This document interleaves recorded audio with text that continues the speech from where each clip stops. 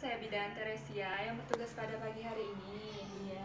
Nah, Ibu, di sini saya ingin meminta waktu Ibu beberapa menit untuk memberikan Ibu pendidikan tentang bagaimana cara melakukan perawatan pada bayi baru lahir.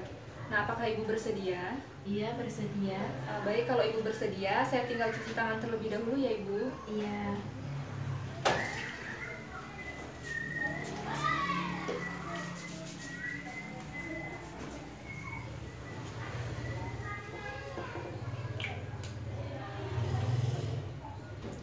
Nah, Ibu, di sini kan saya akan memberikan Ibu pendidikan tentang bagaimana cara merawat bayi baru lahir. Nah, itu tujuannya agar bayi Ibu itu tetap sehat dan terjaga.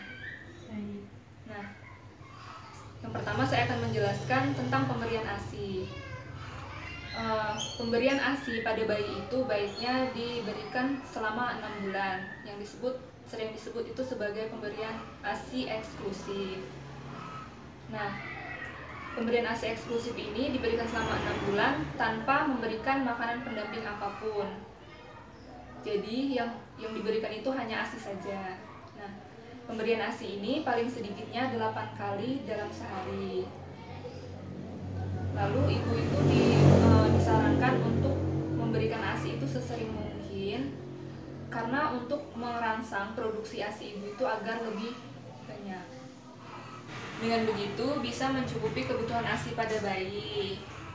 Nah, untuk menyusui itu biasanya kan yang pertama-tama keluar ASInya berwarna kuning ya Bu ya. Iya. Nah, itu jangan dibuang karena itu merupakan ASI yang kolostrum. Nah, itu mempunyai zat gizi yang tinggi dan mengandung zat-zat untuk kekebalan tubuh bayi ibu. Nah, lalu ada cara menjaga kebersihan dan kehangatan bayi. Caranya itu yaitu dengan menambah kontak antara ibu dan bayi agar tetap hangat. Lalu pastikan bayi itu diletakkan dalam tempat yang hangat dan kering. Jadi jangan diletakkan seperti di lantai yang dingin seperti itu.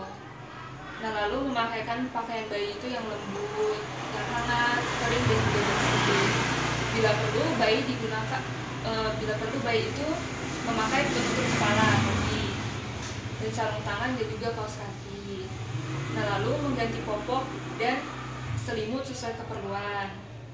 Lalu raba telapak kaki bayi bila teraba dingin, ibu bisa melakukan kontak skin to skin atau dari kulit ke kulit dari ibu ke bayinya itu, atau bisa ditambahkan selimut.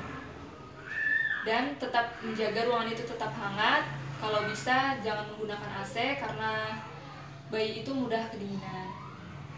Nah, lalu untuk posisi tidur bayi itu diharuskan tidur bersama ibu di tempat tidur yang sama untuk memudahkan pemberian ASI.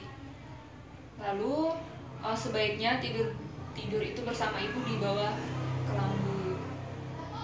Lalu posisi tidur bayi yang dianjurkan adalah terlentang atau miring. Tidak dianjurkan untuk tidur tengkurap tanpa pengawasan terus-menerus, karena jika tengkurap maka bayi itu akan merasakan sesak. Nah, lalu untuk perawatan tali pusar, apakah ibu sudah mengetahuinya? Belum ya. Nah, yang pertama itu ibu mencuci tangan sebelum dan sesudah melakukan perawatan tali pusar. Nah, jangan membungkus puntung tali pusat atau mengoleskan cairan atau bahan apapun ke tali pusat.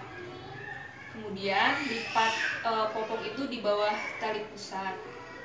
Luka pada tali pusat harus dijaga agar tetap kering dan bersih sampai sisa tali pusat itu mengering dan terlepas dengan sendirinya. Nah, lalu jika tali pusat itu kotor, ibu membersihkannya dengan hati-hati menggunakan air DTT atau air yang sudah dimasak. Dan juga bisa menggunakan sabun dan segera dikeringkan secara seksama dengan menggunakan kain yang bersih atau menggunakan kasa steril. Nah, kemudian perhatikan tanda-tanda infeksi pada tali pusat. Tanda-tanda infeksinya itu seperti kemerahan pada kulit sekitar tali pusat, kemudian tampak nanah dan berbau, Lalu jika terdapat infeksi, ibu dianjurkan itu untuk datang ke fasilitas kesehatan terdekat. Apa ibu ada termometer di rumah untuk mengukur suhu tubuh bayi? Iya, ada. Ada termometernya yang air aksa atau digital atau Digital. Oh, yang digital. Ibu bisa mengukur suhu bayi itu melalui mulut, lalu bisa melalui anus dan juga ya. Ada tanda bahaya yang harus ibu waspadai. Nah, yang pertama itu jika bayi tidak mau minum atau memuntahkan semua ASI yang sudah kemudian ada kejang. Lalu jika bayi bergerak hanya saat dirangsang saja. Kemudian jika bayi nafasnya cepat, lebih dari 60 kali per menit, lalu ada nafas lambat yang kurang dari 30 kali per menit.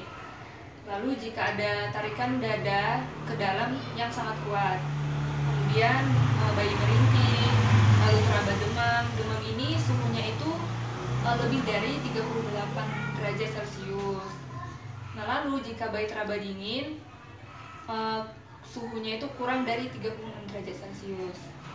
Lalu adanya nanah yang banyak di mata, kemudian pusar kemerahan sampai meluas ke dinding perut, bayi mengalami diare, dan juga tampak kuning pada telapak kaki dan tangannya. Nah, jika bayi ibu mengalami tanda bahaya tersebut, segera ibu datang ke fasilitas kesehatan terdekat untuk memeriksakan bayi ibu. Baik ibu, itu saja yang bisa saya sampaikan. Apakah ada yang ingin ditanyakan ibu? Sudah cukup. Oh, sudah cukup. Kalau begitu saya ingin mengevaluasi sedikit ya bu ya. Iya. Nah, saya ingin mengevaluasi ibu tentang pemberian ASI. Nah, ASI itu kira-kira diberikan pada bayi sampai usia berapa ya? Sampai usia 6 bulan. 6 bulan. Itu pakai pendamping makanan atau tidak? Tidak, itu ASI eksklusif ya tadi yang dijelaskan ibu. Nah, lalu untuk pengukuran suhu tubuh pada bayi itu bisa dilakukan di mana aja ya bu? Di mulut, di ketiak, dan di anus. Berarti ibu sudah paham ya bu ya apa yang saya jelaskan tadi? Iya. Baik, ibu terima kasih atas kunjungannya ke sini. Selamat pagi ibu. Pagi.